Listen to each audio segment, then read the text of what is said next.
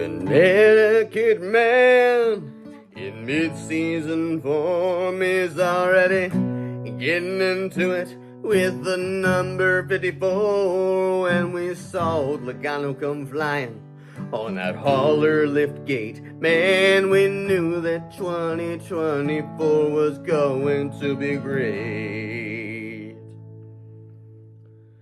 His daddy used to fight all of his wars, but now that Joey's one of the older on the Cup Series tour, he wants other drivers, their grandpas, their next of kin, to grow up and race them cleaner than he raced them. Now this two-time champ has fallen under attack. A mighty sucker punch came flying in at the end of the clash. Soon as he could see clearly through his squinted eyes, man, he lit in the tie like the 4th of July. Hey, Uncle Joey put Ty's name at the top of his list, and when Ty kept talking, Joey said, keep watching this, the Goodyear Eagles will blow, and it's gonna be hell when you hear even year Logano ringing his bell, and it'll feel like the whole damn race he's looking to wreck you. I brought to you courtesy of the number 22. Oh, of the number 22.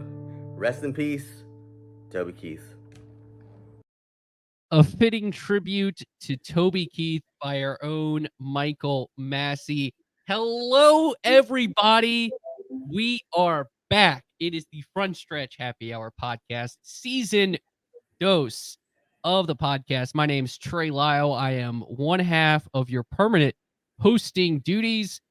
1/3 technically, but the third right now is not here with us. Shout out to Dalton Hopkins. You are always in our hearts, our friend. Yeah, right there, Massie. Courtesy of the red, yellow. I can't think of a third color for Joey Logano, because he typically he has the Auto Trader car, which is orange, but red and yellow make orange, so I don't think you can count that. But Massie, welcome on in. How are you doing, my friend? The off season is over. Obviously, you got the video of Joey and Ty going at it at the Clash, but the season's over. The Daytona 500 qualifying is tomorrow night, Wednesday night. We're recording this Tuesday evening. It's back into the full swing of things. Yeah, we're back, baby. Happy Hour's back. They didn't cancel us just yet. I don't know how, but we're back for the number 2 year. You know what that means? It's the year of Rusty, the year my childhood hero, Rusty Wallace. But yeah, we're back. Daytona, it snuck up on us. The off season just flew by. The Clash was a nice little tease. Happy we got that in with the awful weather that followed. But yeah, hopefully it'll be a Daytona 500 week to remember. I love speed weeks. I loved it when it was longer. Little tease for you, but I still love it. Yeah, we'll talk about that in a matter of moments. But Bryan Nolen, our third host this week, he, of course, hosts Bring the Heat with Bryan Nolen, where you'll primarily see him throughout the season at the Bryan Nolen on Twitter. Bri, good to see you. Happy you're here. You and I, well, all of us chatted all off season a lot, but it's good to see your face in this setting. And how are you doing, my friend? And you're just a reminder, a Jets wide receiver at the beginning of the season caught the game-winning pass in the Super Bowl the other night, so you have to feel pretty good about that. Do I really have to feel good about that, Trey? I mean, no, I really don't have to feel good about that. But no, it's good to be with you. It's been a good off season. It's really no off season when you're in this neck of the woods. But it's always good to be back on Happy Hour, and it should be a good time. Yes, it should. Our fourth person will be the boss man, Tom Bowles. But he's so busy, running the world like he does. He will join us a little bit later on in the program. So we'll have Tom hop in a little bit late for us here during the Happy Hour podcast. New part of Happy Hour, This year, we are going to be live on Facebook and YouTube. Having some issues right now with Twitter, it appears. So definitely youtube.com/frontstretch, frontstretch.com or facebook.com/frontstretch to check those pages out. And we'll be live there. We see some people already in the chats. If you're there, leave us a comment and let us know your thoughts throughout the podcast. We'd love to get feedback from the live audience throughout the show, and we'll be here. And always they will be on the regular podcast or part of the podcast or the Frontstretch Podcast Network. Those will come out on Wednesdays because, folks, it takes time to edit, and one person here has to edit this podcast, and that's me, and someone else makes some mistakes sometimes, and I have to fix those. So I think it's gonna be a fun season. New feature, we're going live on YouTube, Facebook. Hopefully, we can get Twitter fixed or X, whatever the crap you call it now, fixed. But excited for that this year. New feature for the Happy Hour podcast. But as always, sit back, relax, crack open that cold one, unless you're driving, of course, because we would practice safe driving techniques here at frontstretch.com, because we do not want no Patrick Mahomes Sr.'s 3 DUIs in a month. So let's get into our topics. This is not a football podcast. This is a NASCAR podcast. Fun set of topics for you here today. We're going to talk a little bit about the Clash and what should happen to it. Brian's going to cover that. Speed weeks, the length of them. Obviously they've gotten shorter over time. We'll debate that. Little discussion about Chevy not changing their body this season, and then we will have a pretty good in-depth preview of the 2024 season, and then we'll end with a fantasy draft of all fantasy drafts. See who's the smartest out of the four of us. It'll be a season-long competition. I'm guessing we'll have Bryan represent Dalton in this one, because Dalton will be with us by the end of the year, so that's his team. And then Dalton screwed then. We'll have, Oh, God, I really want to say something right now, but I can't. I mean, I said you could say it. I'm afraid we'll get demonetized. And then I'll be appropriate. that's a first. And then we'll have Tom represent our guest. So it'll be funny if we get a really big guest in the final episode of the season. I think it'll be funny. Like, we'll give them the award. We won't give Tom the award. I think that's what we'll do here. Yeah. And the great part is Tom will not know about this because he's not watching this part. All right. Thank you, Howard, for the comment, by the way. Glad Shout out Howard. Shout out Howard. Thank you, Brian, for interrupting me. And we got some likes. Make sure you hit the like button. Share this with your friends as well as we try to get this going out here. Let's get into it. So, Brian, you're first up on the T-Box on the year. And you are set to deliver the first topic of the year. Yeah, guys. Sorry. Is there an echo here? Do we got an echo? You're just talking like a million times too loud or something. How about now?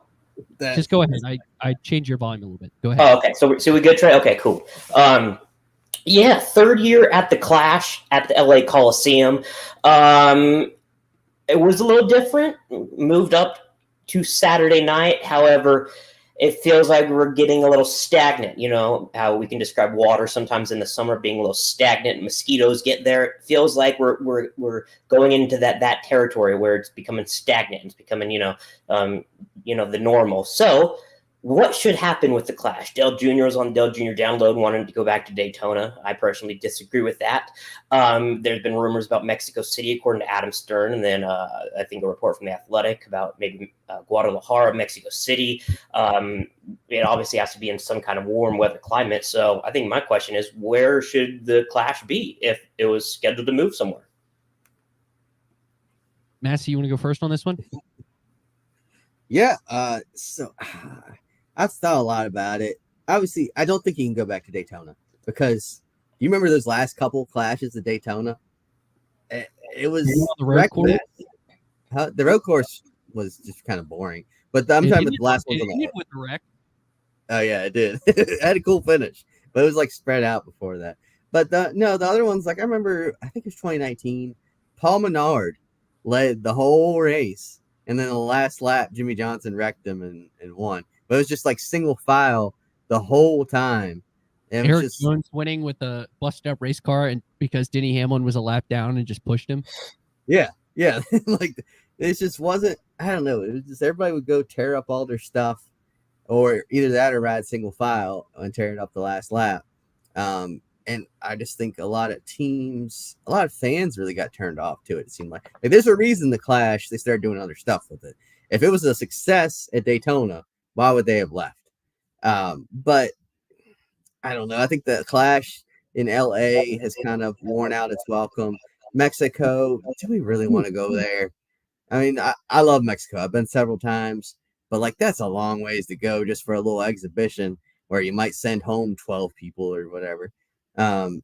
So I think make it a part of Speed Weeks, have it at like New Smyrna or like the Daytona, the short, like they did the short track several years ago where it's like the backstretch of the track of the big oval at Daytona.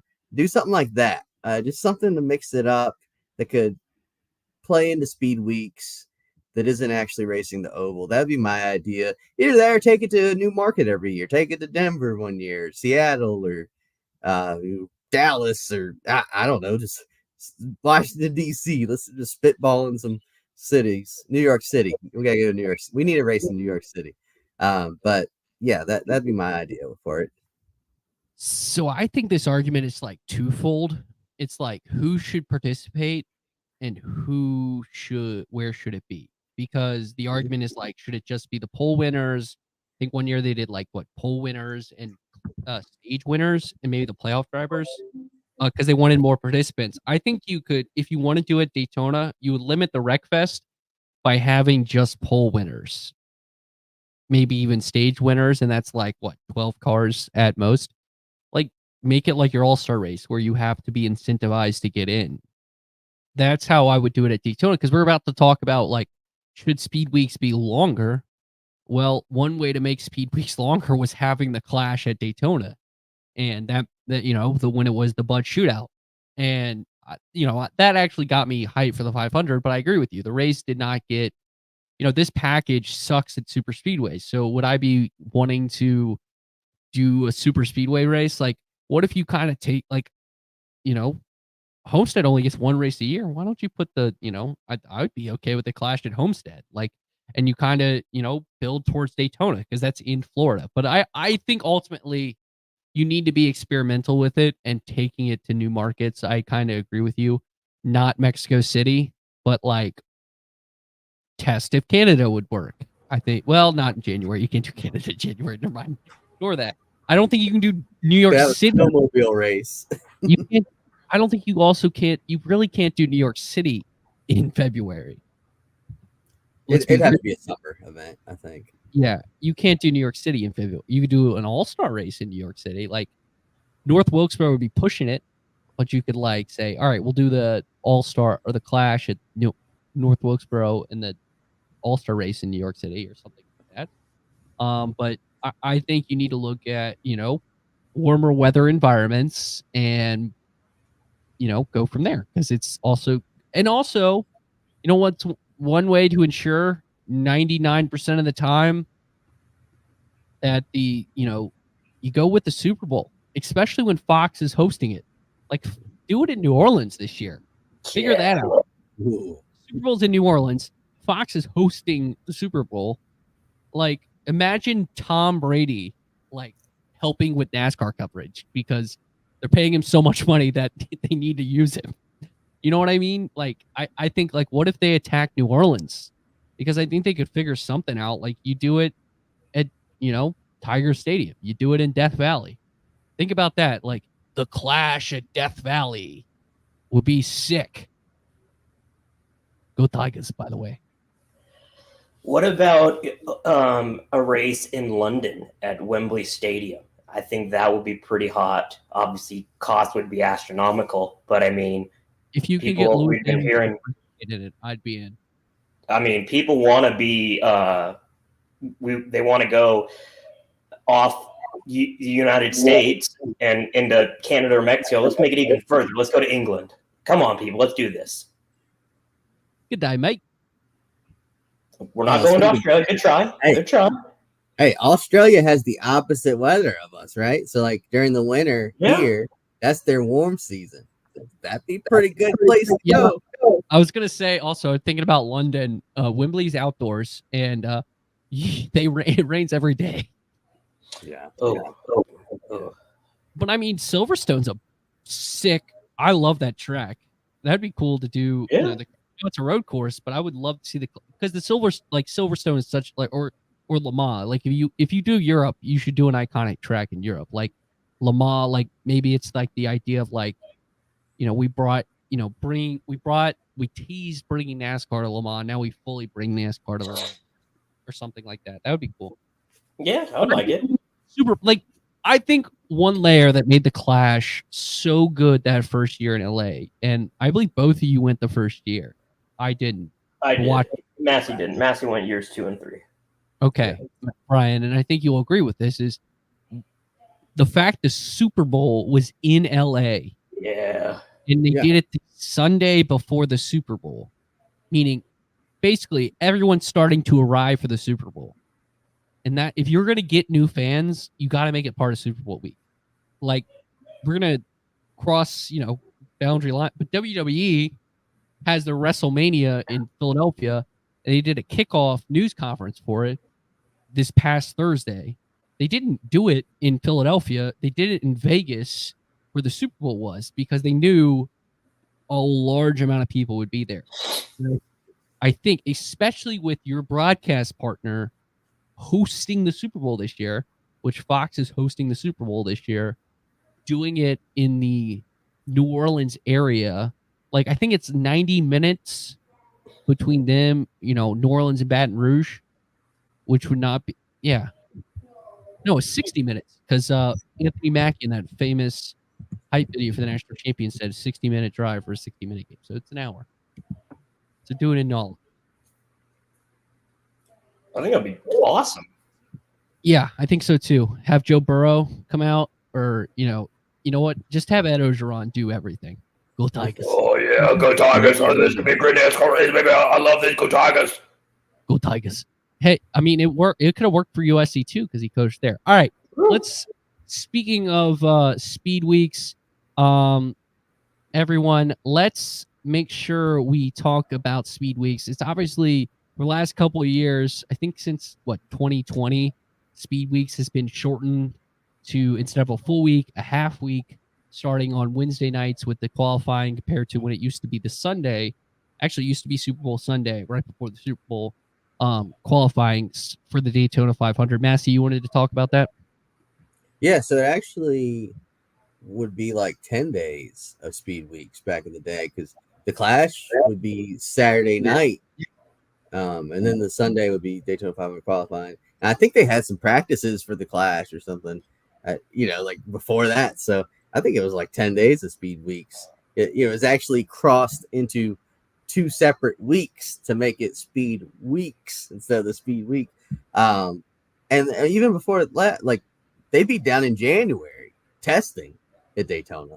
So it was like 2 months, basically, that everybody would just spend at Daytona. And we just seen it get shorter and shorter. So now the cars don't hit the track until qualifying Wednesday night.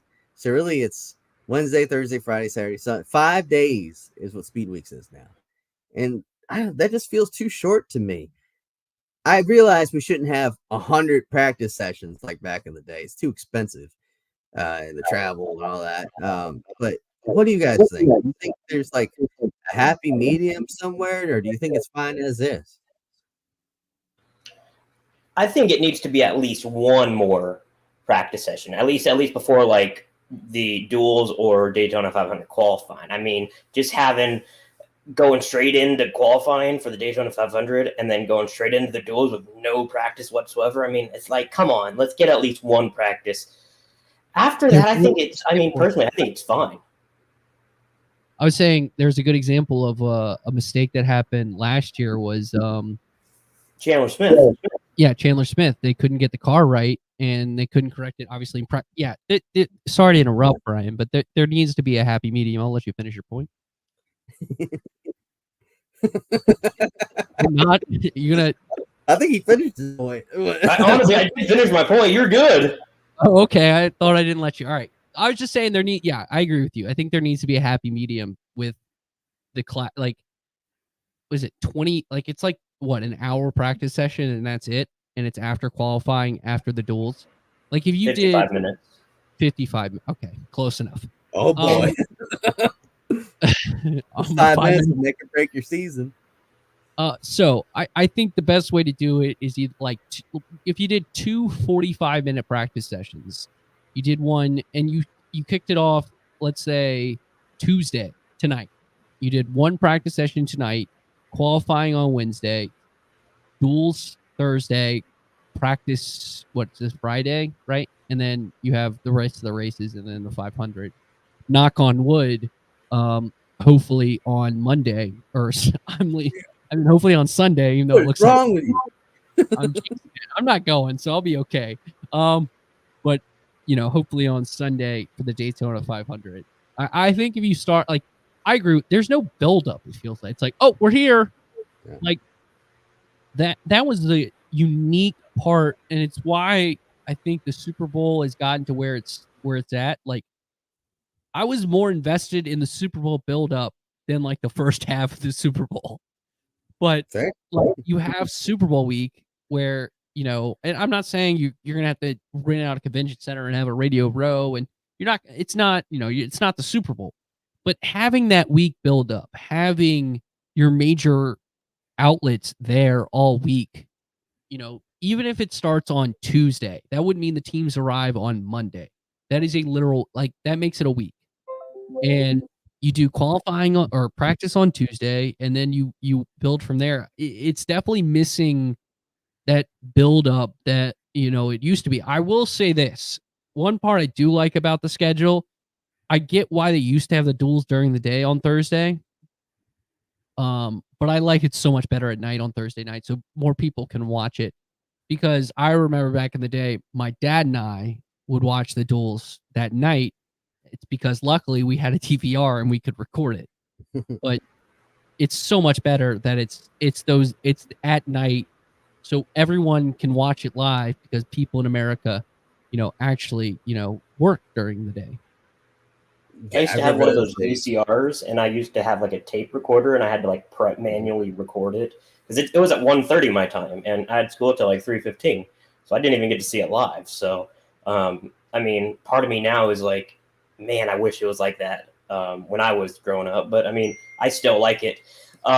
With that being said, I think come the next TV deal, I think we might see a couple more change just because it's going to be brand new. COVID changed a lot, but I feel like with this new TV deal, it's going to be definitely different.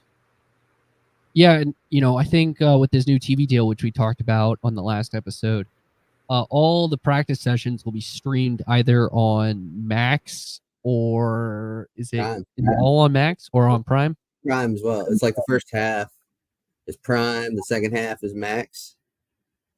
So my guess is that practices will be longer next year because there is no point in streaming a 20-minute practice session. There's they're gonna want their money's worth. Yeah, it's even if you add qualifying to that, that's 1 hour. They're gonna want at least a 2-hour block, right? So, assuming that, you would assume they're gonna add more. And maybe Fox is going to pick up speed weeks because it's speed weeks, Yeah. And I get FS1 might not want it. Now you have the flexibility because FS1 is going to air college basketball during this week. I bet you college basketball's on right now on FS1 if I pulled it up on my phone. And that's why they might not have the longer practice sessions as Bryan is actually doing that right now. Anyone in the comments can do that? John, thank you for this comment. I know you're talking about Massie and myself. It's currently Marquette at Butler. Marquette is leading by 10. How about that? And we've lost Bryan for the rest of the broadcast. There we go. Kyle saying rainy weekend. Hopefully they'll get the races in like a Monday Daytona 500. Well, Kyle, you know why I said Monday is because I read your comment earlier. So shout out to you. Love the Shout comment. out to Kyle. Thank you, Bryan. Love the comments so far. Make sure you hit a like on the video. We are glad you are tuning in to this one as well as we're first ever live stream, guys. First ever live stream the Happy Hour podcast. Tom might be making a mistake giving us a literal live microphone. He's supposed to hop on any moment now. He is a busy man, so we have to give him credit for that. But here's the deal, Trey. When he says one thing, like if he's going to be here at like a certain time, you add 20 to 30 minutes, and then he will show up. He already moved the topic. Yeah, he already moved his time, which he's so any minute now. But let's stay on this topic, and Tom could give us a really good TV perspective on it. But Speed Weeks, what it used to be, obviously with the Clash, you had like what? It basically was 2 weeks, right? Off the top of my head, or was the Clash? No, the Clash was the Saturday before qualifying. Well, you had practice before because they had practice before qualifying. You know what I mean? It was kind of like a month because you used to have Daytona 500 testing. Yeah, and they would do testing like how they did for Indianapolis. So you would have like basically a month in Daytona. Yeah, and obviously they're not going to do that anymore. That was too much, but like I think they need more. And this, I think you brought up a good point with the new TV deal, Bryan, with Max and with how it's going to be. It's something in which TV, dictates a lot of these answers. It's why the Clash was in LA, to go back to our first topic. In the first place, it's why we had the dumbest race of all time, a Bristol dirt race. I think, but ultimately that's our answer on this. But I think we all agree that there needs to be more. It's like, hey everyone, boom, we're racing. Well, and I remember, like, I've watched a lot of old Daytona 500s and stuff, and like that's a big thing that played into the. Well, I've gone back. So I've watched ones like before I was born and stuff, but like that was a big part that played into the lore of like Dale Earnhardt chasing the Daytona 500. Was they would show up, he would win the Clash, he'd win his duel. It's just all week you saw him be blisteringly fast, dominating, and then the 500 comes and something takes him out. And like you saw that every year you really had a favorite going into the 500. Now, I mean, I guess the duels tell you a little bit, but like I think was it last year or 2 years ago where like the RFK guys, I almost said BKR, the RFK guys swept the duels, and then they didn't really do much in the. I guess they were out there, but they didn't win the. Yeah, that was Brad's first year with them. Yeah, Brad's first year. So 2 years ago. But you don't really get that storyline now because the duels, the field's split in half. So you don't really see how everybody lines up, how the teammates will work together, and all that. So I don't know. I did like how it gave to more storylines back in the day. Another good example of that is when Trevor Bayne won the Daytona 500. And every time I say that, I think of Dalton's story about Trevor Bayne winning the Daytona 500. But it kind of got built up throughout the week. Like once it was like what I think it was Tuesday or Wednesday. It was even before the duels. Like Jeff Gordon came out and said, like, "Hey, I see this guy's speed. I really want to work with him." And then all of a sudden, like, they're doing that dual driving, like the two car tandems, and it was heavily, Trevor Bayne was kind of one of these stories, like, of the week, and it just feels like we're losing that. And another part we're losing is like, it feels like you use Speed Weeks to get adjusted to the changes, like driver changes. Mm-hmm. And like, for example, like it was so hard to be like, oh, Kyle Busch, where's the 18? No, it's an 8. And, for example, last year or, XYZ, we have so many changes in the field this year. Like, it's like qualifying, you're going to have to figure them out. And it's like, why is, Zane Smith in the 71? And it's like, oh, he's a Spire car, but it's Trackhouse. But like, you only get told once before the race happens. Probably that changes. Also, you get to know the open cars better. Like get a better understanding of who has to race their way in for the Daytona 500. Whereas, you have qualifying happen and the duels are back to back. It's so quick where it's like you kind of don't get to understand like those underdog stories.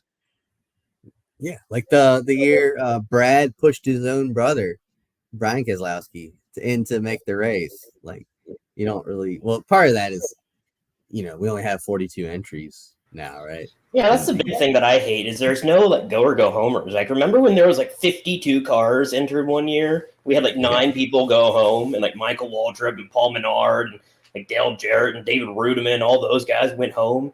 Like, that's the kind of like duels like I miss so much, and when there was actual consequences on the line. Yeah. Yep, it's bygone era, but we can't. I don't think NASCAR can do anything about that part, except for maybe add a few more you add more charters, that's more people locked in. So I don't know how they would fix that one. Put more money on the line. Well, it's what 40 car field with 36 locked in. Right. So 6 people for 4 spots. Yeah, and it used to be a 42 card field. That means they would all be locked in. Yeah. Right? Yeah. So yeah, so it's definitely something in which we need to kind of get a better grasp on. And this is something that I think COVID got hit with. Like, let's be real here. The reason this, like, COVID kind of changed everything that has happened with kind of, the scheduling. Good news, folks. Tom's texted us. He's going to be on any moment now. So that's good. And we can get to his topic. I'm going to start introducing his topic, and hopefully he'll hop on by the time I finish. Let's hope. I'm just hoping he gets on before the Daytona 500 starts. Yeah. So big changes are in NASCAR. Maybe the biggest that no one is talking about, or maybe very few, is new bodies for both Toyota and Ford. Obviously, Ford, despite being the 2-time, next gen champs, have had maybe the slowest cars at the 1.5 miles consistently. And then Toyota also getting a change, more of a flat bumper, but a car that's not changing, which it's a little complicated with Chevy, is Chevrolet. They're keeping the same body that they had this year. But Chevy is obviously, with the Camaro being discontinued, GM and Chevrolet do not fully know what car they want to use, because typically you use the car to promote a car that you want people to buy. And if the car is getting discontinued, there are no Camaros to buy. So we'll see what car they use. But gentlemen, my question, or Tom's question to you, wink, wink, is do you think Chevrolet will regret not changing their body for this next gen car for this year as compared to Toyota and Ford? I mean, he's here. Ballsy. Welcome in at NASCAR Bulls. Tom Bowles finally showed up. He finally, the baskets stopped stopping. Too many baskets were scoring, so he was doing his real job to make sure. But Tom, how are you doing? And we're on your topic right now about Chevrolet and if they'll regret not changing their body compared to Toyota or Ford. First of all, was that English? Basket. Dribbling. I'm not quite sure what you're trying to even say. Folks, we witnessed someone have a stroke live on the air. As you know, Chevrolet is not changing their body on the next gen car as compared to Toyota and Ford for this year. Correct? Did you get that part? Good job. A little bit better English. I got that part. I just right. wanted to rag it a little bit for the first part. Got it. Do you think Chevrolet? This is your topic, so I like. Show up on time, maybe. Well, I mean, I came in late. I just barged in the middle of a party when stuff was going on. Of course, I was going to slow things down and stop it. Do you think Chevrolet will regret that decision? I don't necessarily think they'll regret it, but I do think that we have a history within the sport of every time somebody redoes their body style, I think history leans on the side of they have a pretty successful season the first year with the new body style, right? So, they make a tweak and then they're successful. Ryan Blaney winning the championship notwithstanding, I feel like it's been Chevy's playground by and large for much of these last couple of years, right? Like they have the most teams of any manufacturer, and they went through this period where you had Chase Elliott win the title in 2020, you had Kyle Larson dominate the series in 2021, and then you had what Ross Chastain did and the Ross Chastain phenomenon. So, I think that it was time for Ford and Toyota to make some moves, but I don't think you can necessarily say you need to redo your body style until you start falling behind. And I think this year will be a true test for Chevy because now they do have the oldest, right? Like now they do have, the style that has not yet been updated. And so, it'll be interesting to see how they compete. Yeah, Nolen, you're looking so serious. He's watching. I have to be on my best behavior. I'm not allowed to use certain language, Bulls, so I'm having to really, really concentrate on what I'm about to say and when I'm about to say it. So, I have to be serious here. Like, what kind of language can't you use? I'll text you that. I'm trying to make us money, Tom. Okay, we can't get demonetized on YouTube, so I have to make sure Bryan behaves. Okay. Can I demonetize Bryan? Am I allowed to do that after this pod? Now that's just hurtful. I vote for that. I agree. but as long as Massie and I can split whatever Bryan was getting, that's I think fair. No, Massie, you may move on with your contribution to this topic. All right, yeah. So Chevy, like Tom's saying, it's been all Chevy in the next gen era. But I do think there was a clear line in the sand last year of when NASCAR cracked down on the whole louvers, greenhouse. I don't know all that much about the innards of the car. So, but NASCAR cracked down on that stuff about midway through the season. Before that point, it looked like William and Bryan and Kyle Larson were going to lead every lap of the season. After that point, they fell off. Did you just say William Larson? William Byron and Kyle Larson. What did I say? It sounded like you said William Larson. Well, William Larson and Kyle Byron were good.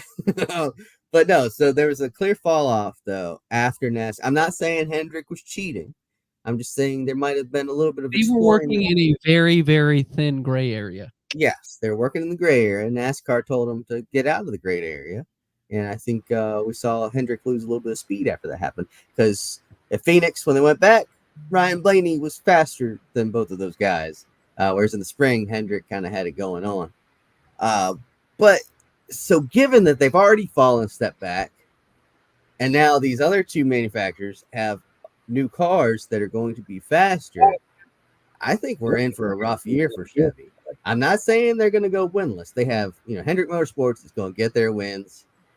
I think it's the other teams like a RCR, a Trackhouse, guys like that, where you might see them go winless. You might see them struggle. Wow. So yeah, I think it's going to be kind of a tough year for Chevy. Okay. I mean, I'm not going to go that far. I still think they're going to win, but I don't think they're going to have as much success in the playoffs. I do think they're going to have at least one driver in the Final Four, but I do think it's going to be mostly Ford and Toyota. Toyota, I mean, I know it's just one race and it's the Clash, but man, they look strong in LA with from Denny to Bell in practice to Ty Gibbs throughout the race. They looked really, really good. I really think Toyota is going to be lights out above from Chevy and Ford when it's all said and done. Just a very quick thing. And of course, I'm going to ruin this podcast. This is already said. How many wins do you guys think Chevy had last year in the Cup Series? 16. Like 17, something like that? Close. 14. Very, very close. Massie almost got on the nose. 18. You know how many wins Ford and Toyota combined had? 18. So that's how far above Chevy was for most of the year. Remember when we were covering Phoenix and but they also have more teams. Like they have more elite teams, which is changing. Yeah, how many teams does Toyota have? Toyota has, I want to say, what, like 6? No, well, they're going to have more this year, right? Because of legacy. Well, okay, so they had 6 cars a week last year. Yeah. Compared to what now Chevy they have 8. Or not. Now they have 8. Yep. Like, also think about this. Chevy had, you could say, at least 5 6, if you want to throw in Kyle Busch, elite cars. So you had the 4 Hendricks, Ross, and Kyle. So, and then you throw in everyone else along with it. Like Ford had what? 4, and Toyota had, really 3 with, Reddick, Hamlin, and Truex. You want to throw Bell in as a bonus. But the numbers are changing this year with Toyota because of legacy, which we don't know what they'll do, to be fair. And listen, I would argue it doesn't matter how many teams you have. If you have the best players, if you have 6 of the best players and then the other team has 20 players and you're playing a basketball game, doesn't matter what the 20 players are, the 6 best players are going to take charge. So Toyota could have easily won a lot more. They've won manufacturers championships. So, excuse me, I feel like, Chevy still had a leg up on everybody else. And we're just going to see how it goes. But I think that Ford and Toyota needed to do something to catch up. And it was a huge surprise that Ford swept the championship weekend last year. It swept the next gen championships. Helps to be Roger Penske, like it's Team Penske too. What I was just saying is, I think you have to say we'll see because you don't know. But probably. But I will also say that this could be, a long-term play for them because there's no point in changing the Camaro when you're getting rid of the Camaro the next year. Like, what's the point of changing your car for 1 year where you're going to change it in 26 or 25 to whatever GMC wants, whether it'll be Chevrolet. I think because it's GMC, so they could change it to any GMC car, is my understanding of it. But I would assume they keep Chevrolet because it's just such an iconic brand with NASCAR. But it's that part financially, it makes the most sense to keep it. Whereas on the track, I don't know. I think Toyota was the closest to them on the 1.5 miles. Ford kind of had the super speedways and then enough of the short track to basically get the job done. I think Toyota wanted to improve drastically on the short track, which they needed to, which if the Clash is any indication, they're going to do that. And we'll see. And they also wanted to be better at the super speedways with their bumper, and it's why it's a flatter bumper, which is something that's kind of going under the radar, which you're adding 3 more cars essentially for, super speedway races with Legacy Motor Club, because I'm assuming the 84 will be in most super speedway races with Jimmy, and that's going to help you a lot because when it came to those races, Ford and Chevy could just outnumber you so much between just 6.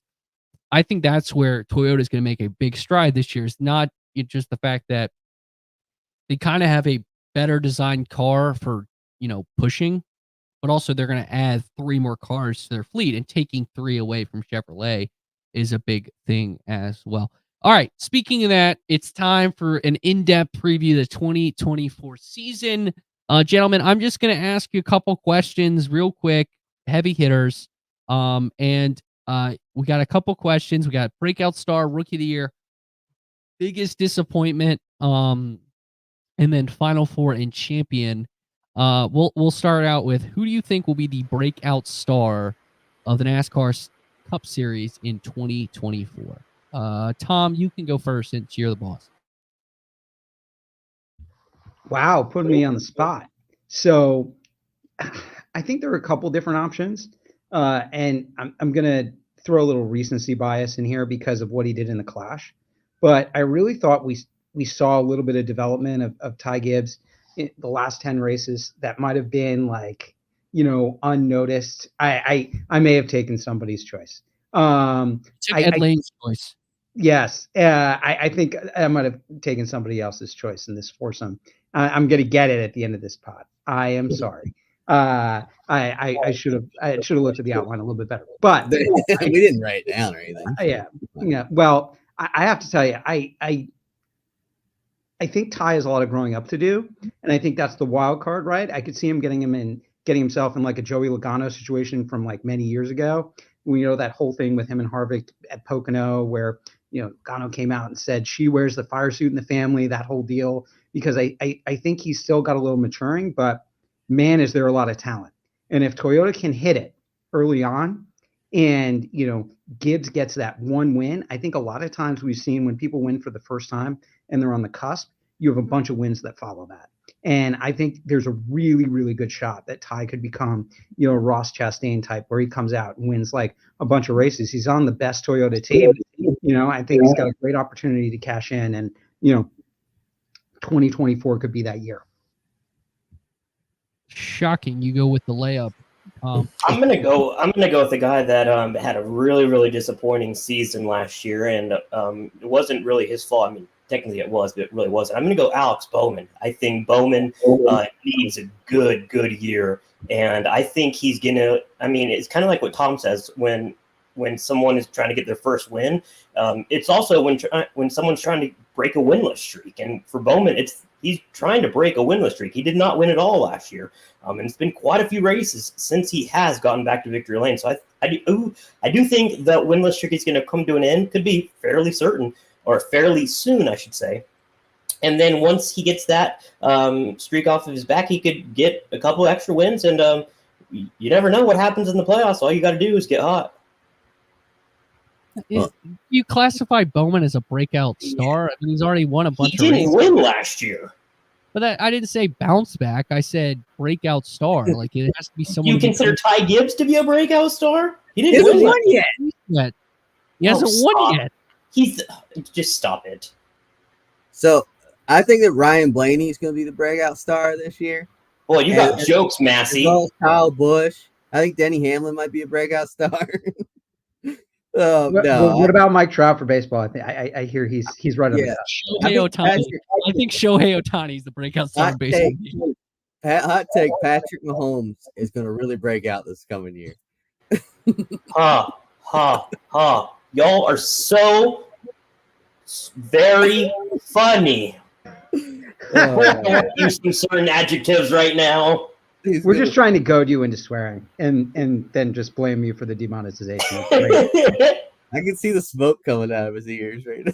Well, everyone can see his ears from a mile away, so. Okay, not cool. Not cool. I'm sorry, Bryan. That was sorry. What were we talking about? Breakout star. Do I get in trouble if I flip someone off? I don't know. Just hide it. But anyways, before I was so rudely interrupted, I would say my breakout star would be, actually, I'll reveal it at 3 a.m. in a tweet in honor of this guy because he loves to tweet out at 3 a.m. I'm not really going to do that. Eric Jones is going to be my breakout star. He's going to have great Toyota equipment.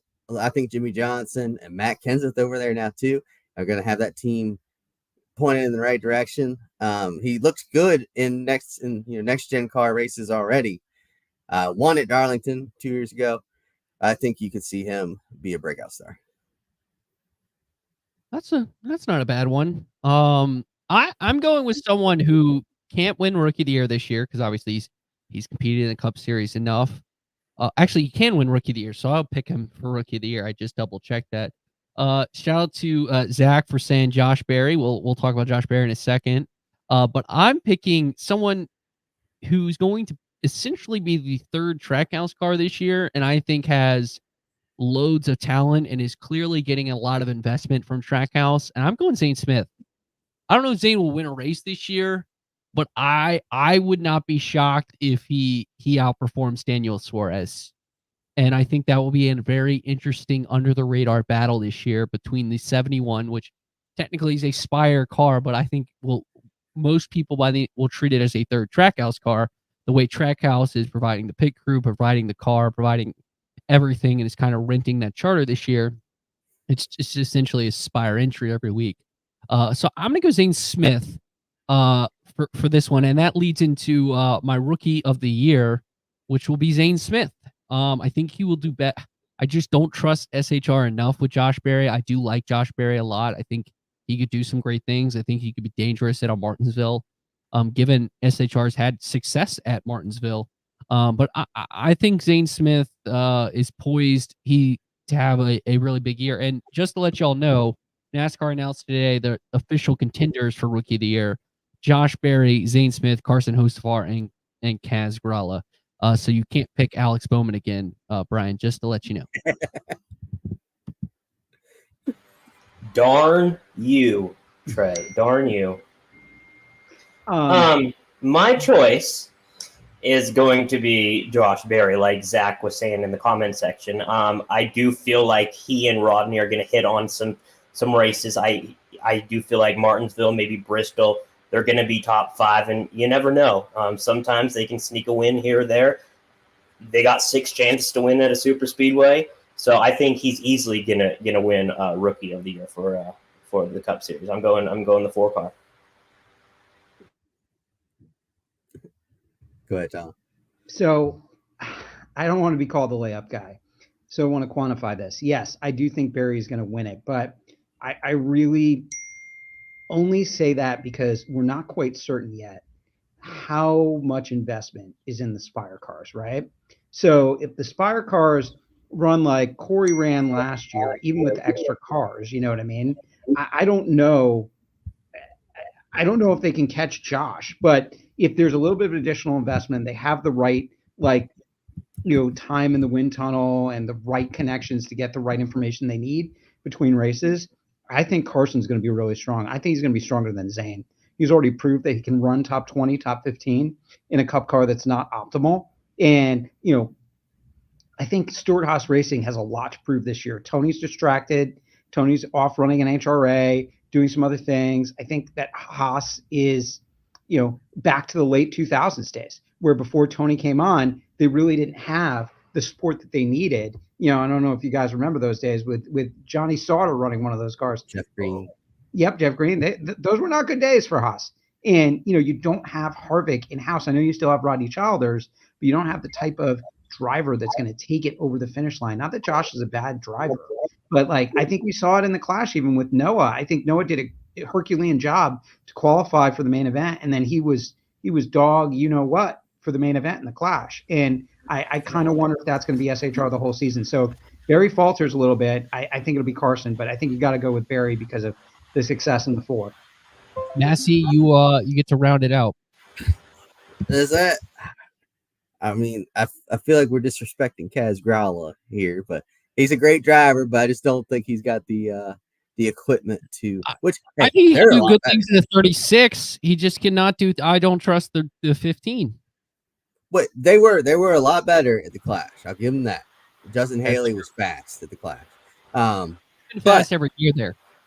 Yeah, he is. That is true. I'm gonna go with Carson Hocevar. I just think that like Tom's saying, SHR has fallen off.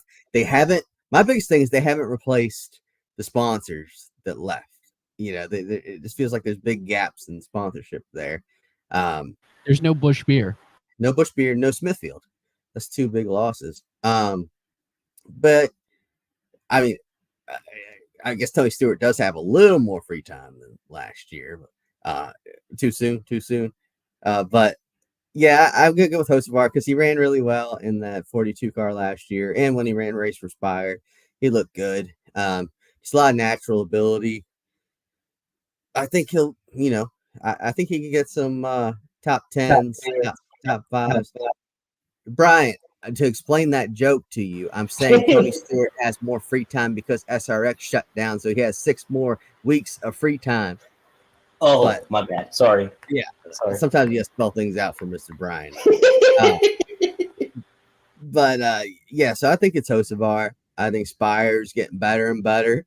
Somehow they got some big investors behind them that allowed them to pay $40 million for charter and however much more money for Kyle Busch's truck team.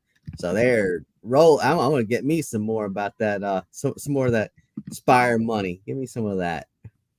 Before we go into the next category, reminder, if you haven't already, subscribe to youtube.com/Frontstretch. Hit that subscribe button. Like this video as well. Make sure you do that. If you're on our Facebook page, make sure you like our Facebook page as well. Share this with a friend as well. This is the Frontstretch Happy Hour podcast. My name is Trey Lyle. If you're tuning in ever for the first time, one half your hosting duties. The other half is Mr. Michael Massie, who is down there. Filling in for our third host who's typically here, but he's going to be off for the first half of the season. That's Dalton Hopkins. Filling in for him is Bryan Nolen. He hosts Bring the Heat with Bryan Nolen each week. So on his own podcast, on the Front Stretch podcast feed, subscribe wherever you podcast for that. And I'm saying a lot. And then our special guest each week. This week it's filled in by the boss man, Tom Bowles, who was late, but that's okay because he is the boss, so he can do whatever he wants. But let's move on to our next question. Biggest disappointment of the year. Who do you think is going to fail expectations the most? I'm passing to start. Massie, Everybody was like frozen. I'm like, no, I'm not going to go first this time. I don't know. This is a tough one because you don't want to just throw somebody on the bus. But biggest disappointment, I'm going to go with Daniel Suarez because I think he's got a lot of pressure on him. I think he's going to try too hard because of all that pressure, and it'll lead to more mistakes. And I think you might see him out of that Trackhouse ride at the end of the year. I mean, he could prove me wrong. Maybe he'll use this as bulletin board material. But there you go, Daniel Suarez. Good pick. Pick I was going to pick. So thanks, Michael.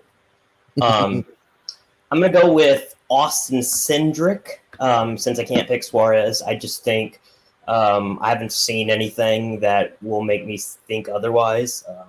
It was absolutely atrocious last year from him. I mean, all signs point to him winning the championship because each of his teammates have won the past two. So, I mean, he should be winning it. I think if he gets into the playoffs, it'll be a miracle. So I think he's going to be the most disappointment, and wouldn't be surprised to see him potentially move over to that 21 car if they think if they have an up and comer come replace him, and then they move over Cindric to that 21 car because Harrison Burton's is not as bad as Cindric is, but he's pretty close, to be honest. Not going to do it. I'm going with the team. I think it's going to be Kaulig. I think they seem to have decided to stop being aggressive in their growth. You look at it by moving Daniel Hemrick up, and no offense to Daniel Hemrick, like I think he's a really good race car driver. I mean, he's a Xfinity Series champion, but that was the one race he won. He's a guy that will protect his equipment, get a solid, mid to back of the pack finish each week, and kind of keep them afloat monetarily. And he has funding. And they're by not keeping AJ in that car, and we'll see. Obviously they're putting SVG in for the Chicago Street Course, which that's interesting. But I think Kaulig, they seem to, as soon as they just seem to have had a step behind both the Xfinity level and the Cup level since they went to 2 Cup teams. And I think they have stretched themselves too thin because on the Xfinity level, they have a championship caliber car, except with AJ in it.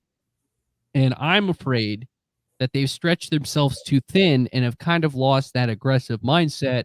Whereas I think they'll do fine on the Xfinity level. They might win the championship with AJ, and I think SVG could do really good things. And Josh Williams, I think, is going to be really cool to see. But on the Cup level, I would not be shocked if they are,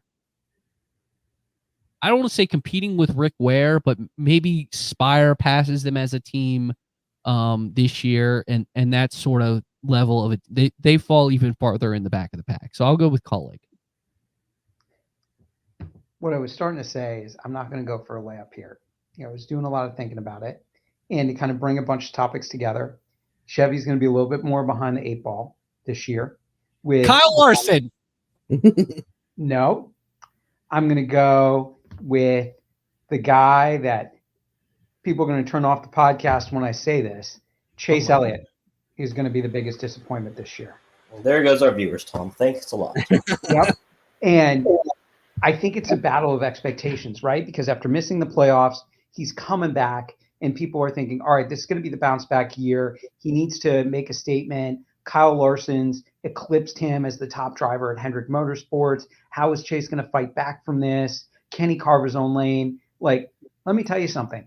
Final 10 races of the year last year, when Chase was supposed to be building up for the following season, he didn't have a single top 5 finish. That surprised me, even though he was, trying to build himself back up. His last top 5 finish on a non-super speedway oval, I believe, was Nashville in June. That's how long it's been. And they've changed a few things around. He's got a new spotter this year, but the core remains intact. When the core maybe needed to be changed, it might have been time to make a change there. And I think now with the expectations game, you got Blaney that just won a title. Some of these young guys are taking over. Ross Chastain's really aggressive, is poised for potentially another really good year with Trackhouse and always overperforms. Where is Chase going to be if Ford and Toyota catch up to Chevy? There's a lot of mouths to feed there in terms of wins. And I think one win for Chase on a road course and then like a middling 12th in the championship is going to be a huge, huge disappointment. And I just don't I just don't see it any higher than that. I think there's so many other teams well positioned, to make the championship for this year, and I just don't think Chase is one of them. And I think they need to make bigger changes. And we'll see, but that's who's on my list. That's interesting. I hope you draft him in our upcoming draft in a matter of moments as well, just to double, just so you play both sides. You get the biggest disappointment, but then you have to root for him all year because he's on your fantasy team for our draft here. All right, folks, let's move on to the fun one. All right, we know these are going to be perfectly right. Who is your final 4, and who is your champ? Who wants to go first? I'll go first. Denny Hamlin, Ryan Blaney, Kyle Larson, Martin Truex. And your champ? I do it every year, and I'm an absolute moron for doing it every year. But this is going to be it. He finally does it. Denny Hamlin wins the championship. Interesting. Massie? Go, yeah. I'm going to go with Byron, Hamlin. Let's put my money where my mouth is. Ty Gibbs. Ooh. Joey Logano. Champion William Byron, 24 and 24. The employee of Liberty University picks the Liberty University car to win the 2024 Cup Series champion. Tom, you want me to go first, or do you have an idea? No, I'm good. Okay. I'm going to go Hamlin. I'm going to go Chastain, getting back there. I know that's going to be a wow pick. I'm thinking it's going to be Truex's final year. So I think I'm going to put Truex in that spot. I'm very torn about it because I don't know if this is the year to put 2 from JGR in there. And I think Ty Gibbs is going to have a real shock year. But, I'm going to go there. And then that leaves only one spot left. And I'm going to go a little outside the box. It's between Blaney and Larson for me. I'm going to pick Larson, but it would not surprise me with the Chevy not updating their body style that Hendrick gets shut out for the first time in a really long time. And I am going to go same way that Nolen went. I think this may finally be the year that Denny gets it done, gets the 11 in, wins the championship. It's about freaking time. So, as I do, I'm gonna go a little bold here. I have to put Kyle Larson in because a last episode on our bold predictions, I said Kyle Larson will sweep the Memorial Day. He will win the Indianapolis 500 and then win the Coca-Cola 600. I boldly said that, and I'm not gonna draw. I can't leave that. So I have to put him in. I agree. Denny gets in. I think he has built something to it. I will reveal my last one in a moment, but it's also Toyota. I will tease it as that. And then I'll go with Willie B. I think William hit another level last year, and I think that. But Denny Hamlin on Netflix, and every time he's talked about 2311, has said it's been a 5-year plan, and last year they were ahead of it. Denny Hamlin does get a championship, but as an owner, when Tyler Reddick wins the Cup Series championship for 2311, Wow, that's a sneaky pick. He made the final 8 last That's year. really and, hot. and he was close to getting to the Champ 4. That's And hot. you think about this: if he gets to the 8 again, he can win Homestead. He can win some of those final races of the year. So I think I'll go a little bold, and I will say Tyler Reddick is the 2024 Cup Series champion. How about that? I just can't believe all you guys are forgetting about even year Logano. How every even year Joey Logano makes the championship 4. He always looks bad in an odd year and then comes firing back. We'll see who double down on Joey Logano in a moment. Ladies and gentlemen, it is time for the NASCAR Fantasy Draft. We will have 5 rounds, snake style, and basically we'll just do it based off of points each week. 43 for the winner. I'm not doing stage points because that's complicated math. 43 for the winner all the way down as we go on. Bryan, as the first person to respond to my text message, was able to win. Mike is calling you out, by the way, Massie. Just as an FYI. And it was the Kansas City Chiefs that won the Super Bowl. The Green Bay Packers. Green Bay Packers won the Super Bowl. This is not a football podcast. So Bryan will get the number 1 pick. Who did I give the second pick to? I think I gave it to Massie, then Tom, and then me. But it's snake style, so I get to go back to back, and then Bryan, you'll go back to back eventually. So does everyone understand? And then as a reminder, Bryan is representing Dalton in this category, and Tom, you're representing our guest. Whoever is the guest at the end of the year, if they win, they'll get the trophy. So congratulations. Is it an actual trophy? If Tom lets us spend the money, I guess it can be.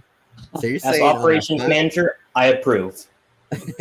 I think we have enough for a trophy that's like that big, like a little micro machine. I can You make want to one, go get a micro machine? one the teacher would give you, and you print out and be like, number 1 student.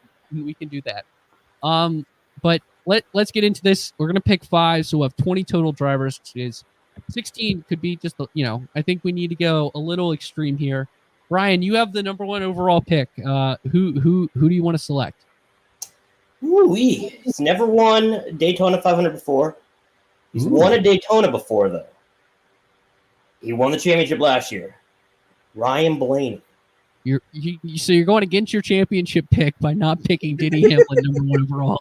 It's okay. Okay. It's okay. Did Ricky Stenhouse Jr. win the championship last year? I don't think so. This is How a about season Austin award. Cindric? No, he This did is not. season long. What This is about a Michael season-long McDowell? award. This is a season-long award. This is not just for the Daytona 500. I just want winners. I like winners, okay? Okay. I just want to point out. Dalton, you could have had me. You could have had me represent you. I just wanted you to know that. I'm going to get a text from Dalton in like a couple hours saying, Bryan, I'm very disappointed in you. So, all right, Massie, you get the number 2 pick. All right, let's go with who do I want? Your champion is still available. I just want to point that out. Yeah, that's true. But I don't know this Chevy. Yeah, let's do it. Let's lock in Byron for it. All right, there we go. Tom? So, fantasy often gets bonus points for laps led, for average finish, for wins. Yeah, I'm not doing that extra math. Now, I still believe when it comes to who's going to collect the wins on a consistent basis, you can't go wrong with Kyle Larson. You always know he's good for at least a couple. So I'm going to start there. All right. Well, I will take Denny Hamlin. Thank you. Just want to take, and if I'm so bold in him winning the championship, I have to pick him. So my first pick in the second round is Tyler Reddick. So that goes back to Tom. Oh, it goes back to me? Yes, it's a snake draft. Man. Have you never done a snake draft before? I have. I just don't know. I can't tell direction. So, I just thought it was like. Been there. Been there. Where you draft actual snakes, like code. Bryan, we're just lucky I can just walk to the car without bumping into anything. Trust me, I feel that. Yes. So I am torn between a couple people. I really want to pick Chastain, but again, I'm looking at somebody that I think is going to consistently deliver for me, and I think you can't go wrong with Kyle Busch. I think Kyle is a little motivated to kind of turn that second half of the season around. He didn't have the best year for RCR, still got 3 wins. So from a fantasy perspective, I think Kyle's your guy. Going with Kyle Busch. Chris says me now, right? Yes, Massie. So I'm gonna back up my championship 4. Go even year Logano, Joe Logano. Trey, can you update all of our listeners on who we have all picked so far? Yeah, after you make your pick. You Well, maybe I need it as well. All right, here you go. Ryan Blaney, William Byron, Kyle Larson. I have been copying off Okay. of the entry list, so if it's misspelled, blame NASCAR. Denny Hamlin, and then Hamlin spelled wrong, but that's okay. I just copied it directly off the entry list. Ryan Blaney. Ryan So- Blaney. Oh my god, my anxiety level is at an all-time high right now. Oh my gosh. We are learning in real time why Trey doesn't do that much writing and why Trey's a podcast manager. Everyone is learning what happens Once behind the again, scenes hey, here. this time, I literally copied all. I have copied and pasted from the entry list of the Daytona 500. So, I'm just saying, it's a. It it's a literally bad- says BLANEY on the entry list here. I know, but I'm copying and pasting it. I think it's just not transferring right. All right, go ahead. Just make your pick. If Ryan's a guest this season, you need to replay this clip. You need to replay this clip for what Trey Yeah, thinks. we're not is getting being him himself. after this clip, Tom. What are There's you not a chance we're getting him. Anyway, I'm gonna go with the guy that is a great super speedway racer. Has not won at Daytona, but has won at Talladega. Bubba Wallace. Going Bubba Wallace. All right, 2311. Shocking is the first team off the board. You get a pick again. Now this is when I would have showed the roster. See, now look, Blaney and Wallace, Byron and Logano, Larson and Bush, Hamlin and Reddick. All right, there we go. Now let's go. Okay. I'm going to go with the guy that I think is going to have a breakout year, even though Massie absolutely criticized me for it. Alex Bowman. 48 car. That is BOWMAN. I got it. Let's go. I'm just trying to help you out, brother. I know. Look, I got it. See, I got it. All right, let's go. I'm gonna keep going with my championship 4. Ty Gibbs. All right, there we go. Next pick. That was Tom? what I was going to pick. And We lost Trey got Trey. so mad he left. So much more peaceful now. Trey Lyle has lost this race. Listen, I was going to explain what my pick was, but I mean, Trey didn't even need to write it down. So, So who did you pick? is Chastain still available? Did I get this right? Yes, Ross is still available. I'm going to go with Chastain over a close call over Truex. Yes, so Ross Chastain is still available. I'm proud. All right, sorry about that. My stupid computers decided to mess up, and now Blame the computer. It was the work I've done is now. Well, I just on my end I have to fix something, so that's gonna be fun. That's okay. All right, my turn. I have Hamlin and Reddick. So I definitely got to go away from the Toyotas. So I'm not going to pick Truex just because I can't rely on one entity. He's too good to pass up at this point. You know what? And I'm gonna get the fan support. I'm gonna have the fans hate me with my first pick. The fans love me with this pick. I'm gonna go Chase Elliott. Thank you. I mean, I get to prove Tom wrong, and that would be fun. Maybe Tom, similar to a Jeff Luck curse, for picking, disappointments that turn out to go well. Maybe Tom has the same kind of luck. All right. As we enter round number 4, It is my pick once again. I could go MTJ again, but again, I don't want to rely on. And you know what? I actually think this guy's going to have a good year again. Give me Chris Buescher for RFK. So that allows me to cover all the manufacturers. So I will take Chris Buescher as my next pick. Well, it looks like you had the best of both worlds because I wanted Truex and I still got him.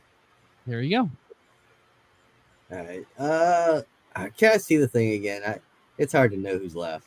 All right, here we go. Massie's memory is fading in his old age. True. Tom go coming here talking about my old age. Oh, good job, Trey. Let's go with Brad Keselowski. God dang it! Oh! That was All right, worth it Brad. just for the reaction. RFK off the board. So I hate you so much. there's a couple good picks still available. Yeah. I'm going to go with the guy that Mr. Mike Massie thinks is going to have a breakout year, Eric Jones. Good thing.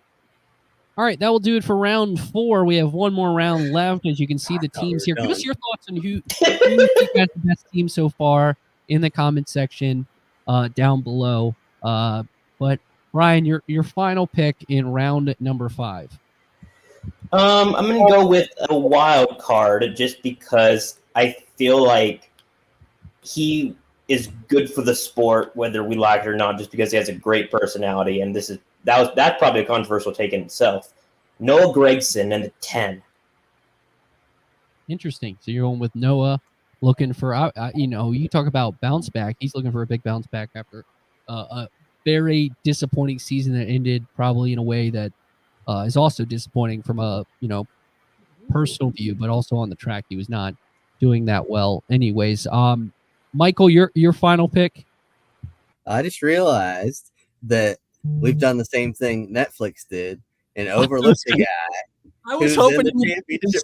stay for me. Yep, that's what I was thinking. Christopher Bell. I had it. That was going to be the late round steal of the draft, whoever got him, and it ended up being Mr.